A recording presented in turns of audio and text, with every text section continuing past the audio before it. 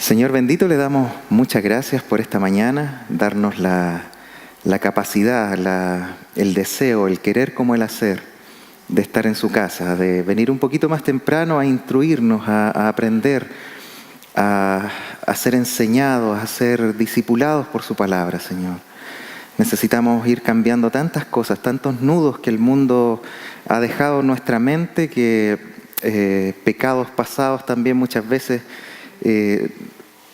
traban o impiden también nuestro caminar en el día de hoy como hijos suyos, Señor.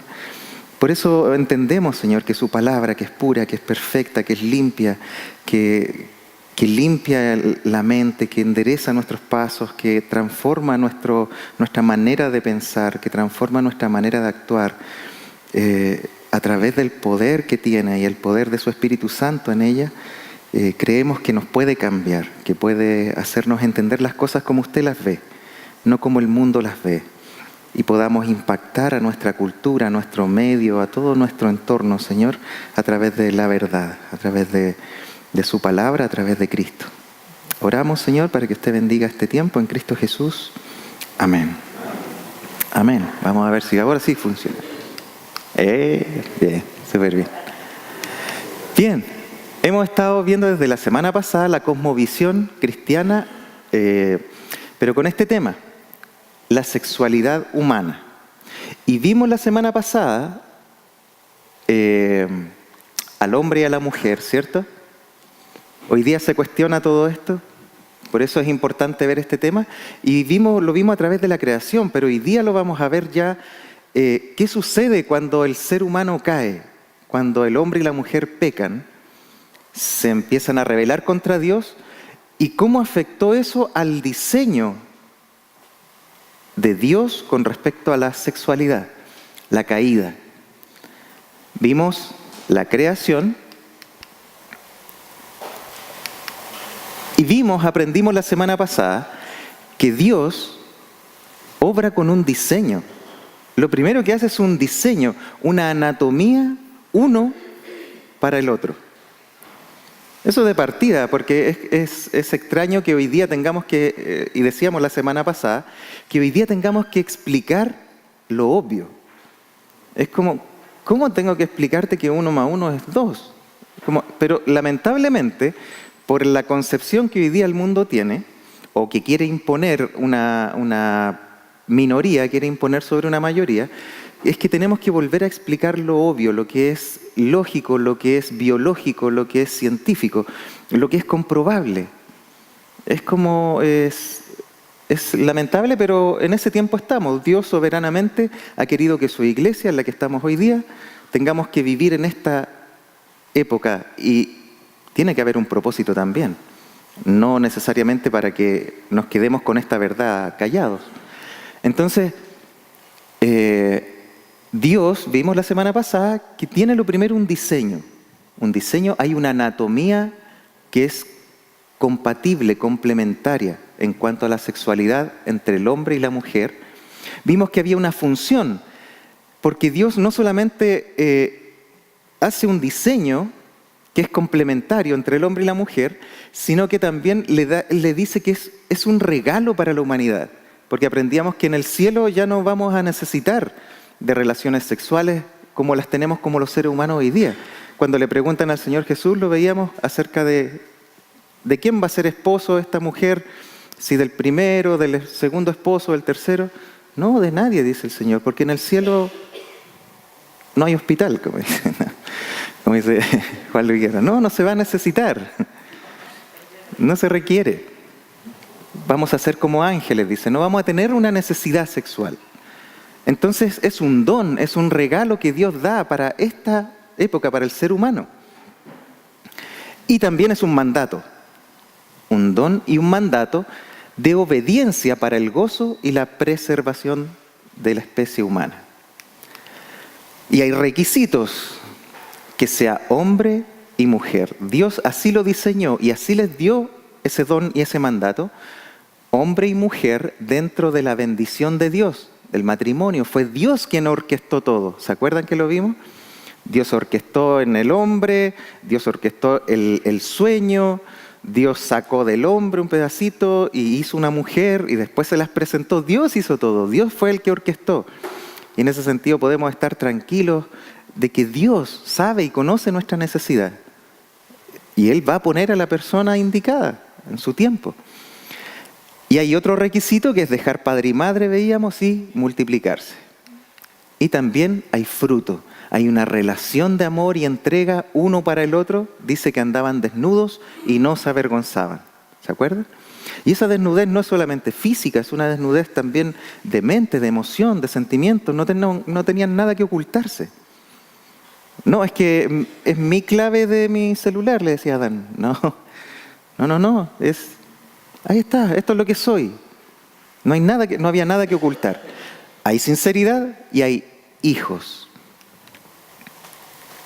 Ahora ahí nos hacemos algunas preguntas antes de pasar a la caída. Y es que se han dado cuenta que si uno lee el libro del Génesis, el capítulo 1 y el capítulo 2, algo pasó. Esto es un poco de quizás estar conjeturando un poco, pero no vemos que se hayan multiplicado. No vemos que se hayan conocido entre Adán y Eva. No sabemos cuánto tiempo estuvieron en el jardín con la inocencia. No dice la Escritura. Y si la Escritura guarda silencio, nosotros también guardamos silencio. Pero la Escritura no habla de que el hombre y la mujer se multiplicaron en el Edén mientras estaban en ese periodo de santidad, de comunión con Dios. ¿Se han preguntado eso? Extraño, ¿no? Algo pasó. O sea, algo no estaban cumpliendo, porque el pecado no llega así como, oh, pequé. Sino que en algo, el pecado también es progresivo. Vamos de a poco desobedeciendo, hasta que de repente, pum, como dice Santiago, primero en nuestra mente, nuestra concupiscencia. No sé si estaban muy entretenidos Adán y Eva, con Adán presentándole todos los animales a Eva, quizás cortejándola, no sabemos. Pero en ese momento, antes de la caída, no se había dado el que ellos se multiplicaran. O sea, ese don, ese regalo, al parecer, no lo estaban cumpliendo. Y llega un minuto donde se le acerca la serpiente a Eva. Y le dice, con que Dios os ha dicho, no comáis de ningún fruto, le dice en Génesis capítulo 3. Fíjate que la pregunta es persuasiva y es con mentira. Con que Dios dijo que no podéis comer de ningún fruto. O sea, ya viene alterando la palabra de Dios, el mandato de Dios. Y algo pasó, o no sabemos, vemos en Adán que Adán le dice, en Génesis, todo esto es capítulo 3, que la mujer le responde a Satanás, no de todos los árboles. No, Dios dijo que del árbol que está en el centro no podemos comerlo ni tocarlo. Pero Dios le había dicho que no comáis. Entonces vemos en Adán que de alguna manera le transmitió, vemos en Adán como el primer fariseo, porque le entrega el mandato pero con una añadidura. ¿Por qué le agregó? No podéis comer ni tocarlo, le dice la mujer a la serpiente. No, y el mandato que Dios le da a Adán es no comeréis de ese, porque ciertamente el día que comáis, moriréis. Entonces vemos algo extraño y empieza en este diálogo, ¿cierto? En que Satanás empieza de a poco, ya no solamente a alterar la palabra de Dios, sino que después le dice, no, sabe Dios. Ahora dejando a Dios de mentiroso, y le dice, sabe Dios que si tú comes de ese fruto, serán abiertos vuestros ojos y seréis como Dios, conociendo el bien y el mal. Y la mujer presta oído, mira y dice que el árbol, el fruto es codiciable a los ojos. Toma, come y le da a su marido. En la Biblia de las Américas dice, y le da a su marido que estaba allí con ella. O sea que Adán vio todo y no hizo nada. Pequeñas cosas que van como una bolita de nieve, pero que va creciendo, así es el pecado. lo primero tergiversa nuestra manera de pensar de Dios. Y después ya se va en contra de Dios completamente. Y el resultado de eso, el resultado de esa caída, de esa primero tergiversación, es que el hombre, del Génesis 3, del 1 al 21, dudó primero de la palabra de Dios. Al hombre le agradó desobedecer a Dios, porque quiso agradar de alguna manera primero a Eva, que le dio a comer, sabiendo él que eso estaba todo errado. De partida Dios le había dicho, tú te enseñorearás de los animales y de la tierra. Y ahora todo al revés, la serpiente se estaba enseñoreando, el animal se estaba enseñoreando de ellos y del mandato. Al hombre le agradó desobedecer a Dios, el hombre se escondió de Dios y después el diálogo cuando Dios aparece y le dice, ¿dónde estás? Es que tuve miedo y me escondí. ¿Acaso comiste del fruto del árbol que te dije que no debieras comer? La mujer que tú me diste. O sea, tú tienes la culpa de haberme dado a esa mujer. Dios culpa a Dios, el hombre culpa a Dios. ¿Y qué acarreó todo eso? La vergüenza, miedo, frustración, culpa, dolor, juicio. Y ahí se altera todo. Y ahí se altera la sexualidad humana. Y vamos a ver un poco hoy día un paneo general de la historia,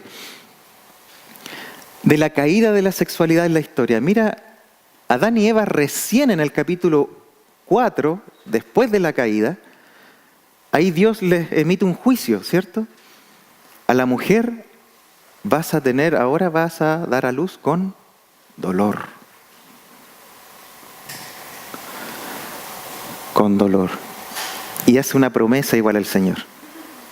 Y tu simiente, ¿cierto? Tendrás enemistad con la serpiente. Tu simiente y ella te herirá, tú le herirás en la cabeza y ella te herirá en el calcañar. La primera referencia al Mesías. Y Adán y Eva se conocieron recién. Esa palabra conocieron tiene que ver con intimidad sexual. Se conocieron. Génesis 4:1. Recién ahí, lamentablemente, en la caída. Y se conocieron, tuvieron un hijo, Caín, lindo el niño. Y después tuvieron otro, Abel, más lindo el niño. Y después los chiquititos crecieron. Y el primero ya no se puso tan bonito, sino que empezó a mirar feo a su hermano. Llevaron una ofrenda. Dios se agradó de la de Abel, no de la de Caín. Y Caín mató a su hermano. Lamec, otra referencia acerca de la sexualidad. El primer polígamo. El primer mormón. Lamec, primer polígamo. Génesis 4:19. Este era bisnieto más o menos de Caín. Y es el primer polígamo en la tierra que dice que se une a dos mujeres. Y era bien enojón él. Decía él, si a Caín, al que daña a Caín lo van a vengar 7 veces, al que daña a Lamec 70 veces 7, dice. Un tipo más o menos violento.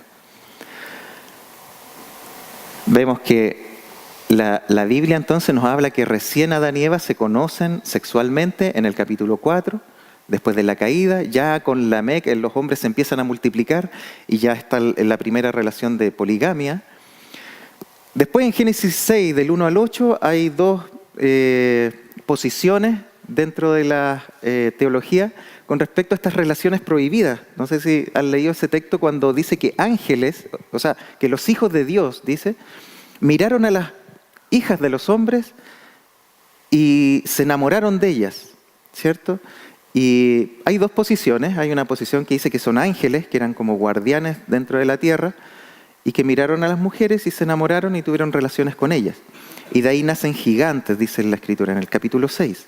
Y también hay otra posición teológica que habla acerca de que eran los hijos de Set, de los otros hijos de Adán y Eva, que Adán y Eva después de Caín y Abel tuvieron un hijo que se llamó Set. Y que de esa línea, de esa genealogía, los hombres empezaron a invocar de nuevo a Dios, de Set. Y de ahí viene la línea también de Noé y de los judíos. Tenemos esas dos posiciones. Lo que sí sabemos es que eso, en el capítulo 6 del Génesis, alteró de nuevo completamente la historia humana. Tanto así que llegó a ser tanta la maldad que Dios tuvo que traer el primer juicio global. Porque la maldad creció mucho por estas relaciones prohibidas en que tuvieron hijos, dice, como gigantes, y la tierra se puso muy violenta. No sabemos, en Primera de Pedro, creo, hay un texto de Segunda de Pedro que habla acerca de esos ángeles que están también en prisiones que Dios los tiene porque no guardaron su dignidad. Algunos dicen que eso se refiere a esa caída del Génesis. No vamos a discutir con eso, nadie va a perder ni ganar la salvación con que crea que hayan sido ángeles o hayan sido los hijos de Set. Y también hay un primer juicio local en Génesis 19. ¿Se acuerdan qué localidad Dios tuvo que quemar? Sodoma y Gomorra. Porque también llega un minuto en que la perversidad sexual ya llegó al cielo.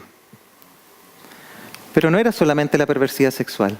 Entonces, después de eso, Noé halla gracia y los hombres nuevamente se multiplican y tenemos el primer imperio, Babilonia.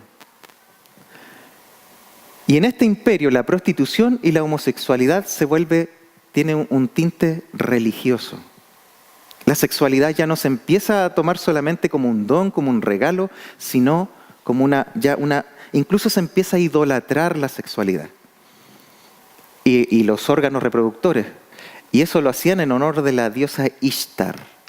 Después Egipto, ¿para qué hablar de Egipto? Yo creo que Egipto eran los más progres en ese tiempo. Ellos como que ya se abrieron al mundo, la sexualidad era adorada como un motor creador del cosmos, de ahí vienen los obeliscos, los prostíbulos sagrados en templos y los dioses relacionados con el sexo, Atún, Min, Ator, Bastis o Sakmis. Y ahí está un poco la fuente. Después tenemos a Sodoma y Gomorra, que la sexualidad en todas sus formas era aceptada producto del ocio, la abundancia y la soberbia. Eso está en Ezequiel 16, si lo quieren leer.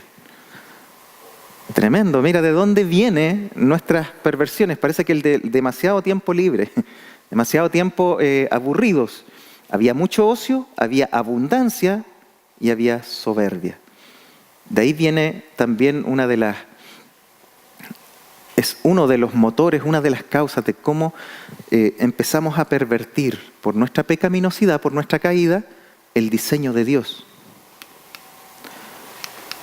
Tenemos los medos persas, donde los hombres podían tener varias mujeres y concubinas, pero además podían tener eunucos. O sea, podían tener una bisexualidad los hombres. Y la mujer era siempre la tenían más opresiva ella. Los griegos, para qué hablar de los griegos, se rendían al culto al cuerpo, de ahí vienen los gimnasios. Y los gimnasios no eran como ahora, ellos hacían gimnasia desnudos. Se rendía el culto al cuerpo, había mujeres para casarse y para tener hijos, pero había otras mujeres para tener solamente relaciones. Entonces, todo esto trae la caída, el tergiversar el diseño de Dios. Los hombres de guerra tendían a la bisexualidad y había templos exclusivos para la prostitución, el imperio griego. Y los romanos, esta fue como la guinda de la torta, porque los romanos, al final Roma adquirió todos los desenfrenos sexuales de todos los imperios anteriores. Todos. De hecho, en el tiempo en que aparece Cristo, está el emperador Tiberio. Él era pedófilo. Él en un momento se va de Roma y se va a la isla de Capri y se lleva a su sobrino Calígula. Otro emperador que después más pervertido todavía. Entonces, ¿para qué hablar de Nerón? La historia de Roma, si ustedes la pueden ver, en el tema sexual, tremendo. En ese contexto aparece Cristo. En ese contexto, piensen en esto, en ese contexto del pensamiento humano con respecto a la sexualidad, aparece la iglesia, aparece el cristianismo, aparece Cristo con el Evangelio. La iglesia nace en medio de este peso histórico y cultural de culto a la sexualidad. Totalmente tergiversado. Y sin embargo, en ese contexto nace la iglesia. Y la iglesia solo tenía una herramienta. Y ojo con eso. Lo único que tenía no eran, quizás como terapias de ayuda a los que ya tenían tergiversada totalmente la sexualidad. Lo único que tenía la iglesia con poder para cambiar la manera de pensar del ser humano era el Evangelio de Cristo. Nada más. Solo el Evangelio. Y con eso cambió el mundo la iglesia. Si hoy día tenemos lo que tenemos es por esto. Mira, y este era el Evangelio, este era el mensaje, el arrepentimiento, la verdad. Hay que decir la verdad, no hay que callar la verdad. Mira, quiero leer rápidamente cómo podemos dar a conocer la verdad. Romanos 1, lo voy a leer rápidamente, del 18 en adelante. Porque la ira de Dios se revela desde el cielo contra toda impiedad e injusticia de los hombres que detienen con injusticia la verdad. El diseño de Dios, todo lo que Dios creó es bueno. Porque lo que de Dios se conoce les es manifiesto, pues Dios se los manifestó. Porque las cosas invisibles de Él, su eterno poder y deidad, se hacen claramente visibles desde la creación del mundo, siendo entendidas por medio de las cosas hechas, tu diseño. De modo que no tienen excusa, pues habiendo conocido a Dios, no le glorificaron como a Dios ni le dieron gracias, sino que se envanecieron en sus razonamientos y su necio corazón fue entenebrecido. Profesando ser sabios, se hicieron necios y cambiaron la gloria del Dios incorruptible en semejanza de imagen de hombre corruptible, de aves, de cuadrúpedos y de reptiles, por lo cual también Dios los entregó. Ahí hay una manifestación del juicio de Dios, de la ira de Dios. La ira de Dios no solo se manifiesta en un caso como la inundación global con Noé, ni con la caída de fuego y azufre con Sodoma y Gomorra. Esta es una clara también forma en que Dios manifiesta su ira cuando Dios se entrega a una sociedad. ¿Ok? Hagan como ustedes quieran, alteren su diseño. Es una forma de la ira de Dios también. Por lo cual Dios también los entregó a la inmundicia en la concupiscencia de sus corazones, de modo que deshonraron entre sí sus propios cuerpos, ya que cambiaron la verdad de Dios por la mentira, honrando y dando culto a las criaturas antes que al Creador, el cual es bendito por los siglos. Amén. Por esto Dios de nuevo los entregó a pasiones vergonzosas, pues aún sus mujeres cambiaron el uso natural por el que es contra naturaleza. Y de igual modo también los hombres, dejando el uso natural de la mujer, se encendieron en lascivias unos con otros, cometiendo hechos vergonzosos hombres con hombres y recibiendo en sí mismos la retribución debida a su extravío. Y como ellos no aprobaron tener en cuenta a Dios, Dios los entregó de nuevo a una mente reprobada para hacer cosas que no convienen, estando atestados de toda injusticia, fornicación, perversidad, avaricia, maldad, llenos de envidia, homicidios, contiendas, engaños y malignidades. Mira, no es solamente un tema sexual. Murmuradores, detractores, aborrecedores de Dios, injuriosos, soberbios, altivos, inventores de males, desobedientes a los padres, necios, desleales, sin afecto natural, implacables, sin misericordia. No es solamente un tema sexual. Es todo el ser humano. Quienes habiendo entendido el juicio de Dios, que los que practican tales cosas son dignos de muerte, no solo las hacen, sino que también se complacen con los que las practican. Esa es la verdad. Pablo, esto está le está escribiendo a los romanos, a Roma, a donde estaba la crème de toda la perversidad sexual. Tremendo. Entonces, ¿cuál es ¿En qué contexto aparece la iglesia? En ese contexto y con este mensaje, la verdad. En el 5:12 dice: por tanto, como el pecado entró en el mundo por un hombre y por el pecado la muerte, así la muerte pasó a todos los hombres por cuanto todos pecaron. Y es necesario arrepentimiento y fe. Porque no me puedo quedar solamente con ese mensaje. El Evangelio es todo el mensaje, la fe que da esperanza, que está en Romanos 5, versículo 6 al 11, que dice: porque Cristo, cuando aún éramos débiles, y quizás y con muchas perversiones en nuestra mente, en nuestra cabeza, perdón, el 6, porque Cristo, cuando aún éramos débiles, a su tiempo murió por los impíos, todos nosotros. Ciertamente apenas morirá alguno por un justo, con todo pudiera ser que alguno osara morir por el bueno, mas Dios muestra su amor para con nosotros en que, siendo aún pecadores, Cristo murió por nosotros.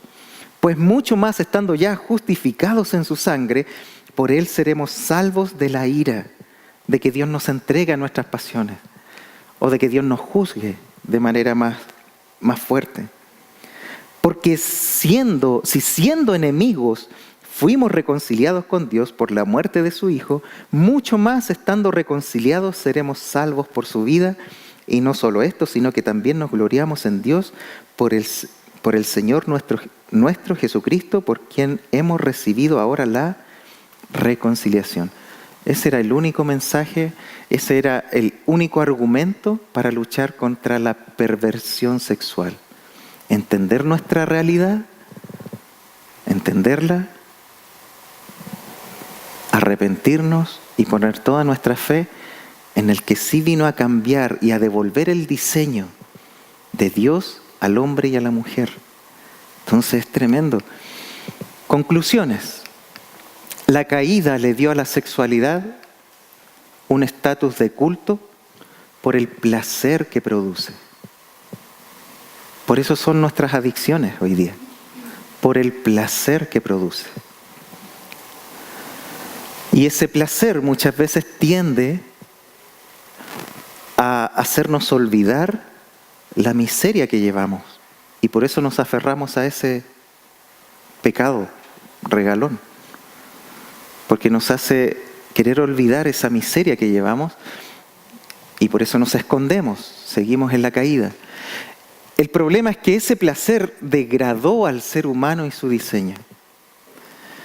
Hay templos en la antigüedad que han encontrado donde se les hacen como figuritas a los órganos reproductores del hombre y la mujer porque eran como ofrendas, porque terminaban con enfermedades terribles de transmisión sexual por su vida que llevaban. Porque ese tipo de vida lo único que hace es destruir el diseño y destruir nuestro cuerpo. Pero Dios demostró su ira con juicio y con entrega.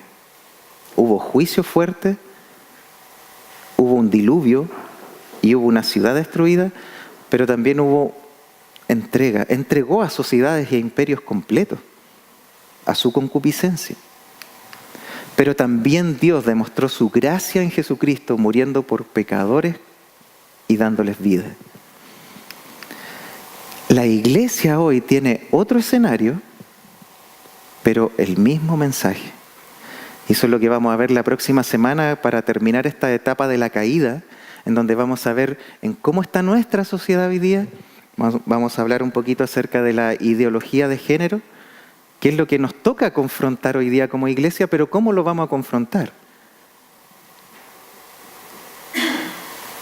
Debiéramos ir con la verdad y con amor, como lo hizo Cristo y la iglesia en el primer siglo.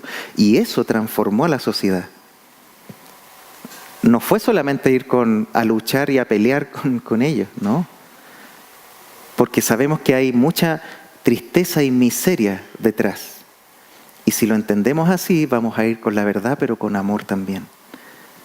Entonces, por eso es bueno que nos entendamos la caída, la sexualidad y el tiempo que nos ha tocado vivir y que lo podamos aprender y como iglesia meditar en estas cosas porque no por nada estamos acá. Sin duda hay un propósito y soberanamente Dios nos puso acá con estos conflictos. La iglesia la tuvo más pesada que nosotros, sin duda. Mucho más. Nosotros traemos una herencia judeo-cristiana. Por eso hay un matrimonio, hombre y mujer todavía, por eso se entiende, pero esto está hoy día, se están quebrantando los fundamentos. Y por eso es necesario que vayamos de nuevo al fundamento. ¿Les parece? Que oremos y demos gracias por este tiempo, ya estamos un poquito atrasados. Amado Dios, le damos gracias, Señor, porque usted habla a tiempo y también fuera de tiempo, en su gracia, en su misericordia, antes de tiempo, en el tiempo y fuera de tiempo. Hoy día creemos que como iglesia también estamos despertando un poco tarde a la realidad que hay. Nos hemos adormecido, Señor, pero también vemos en su palabra que usted despertó de las 10 vírgenes en esa parábola, las 10 se durmieron, las 5 insensatas, pero también las 5 prudentes. Nosotros anhelamos ser de esas 5 prudentes que teníamos aceite en esas lámparas esperando a su Señor. Y creemos que si este tiempo usted nos está despertando a ver la realidad, a saber que nuestro novio ya viene también, es para eso, para que podamos tener aceite en nuestras lámparas, Señor, que podamos estar apercibidos del tiempo en que estamos, de cómo podremos salar nuestra cultura, el tiempo que usted nos dé, Señor, y que podamos ir con la verdad y también con amor al mundo, a compartir esta maravilla, Señor, que es poder volver a su diseño, a poder reestructurar nuestra manera de pensar a través de su palabra, Señor. Le damos gracias, siga bendiciendo a la iglesia en todo lo que se va a hacer hoy, en la alabanza, en la palabra, en los niños, en todo, Señor, y sea usted exaltado en todo lo que hagamos en Cristo Jesús. Amén. Amén.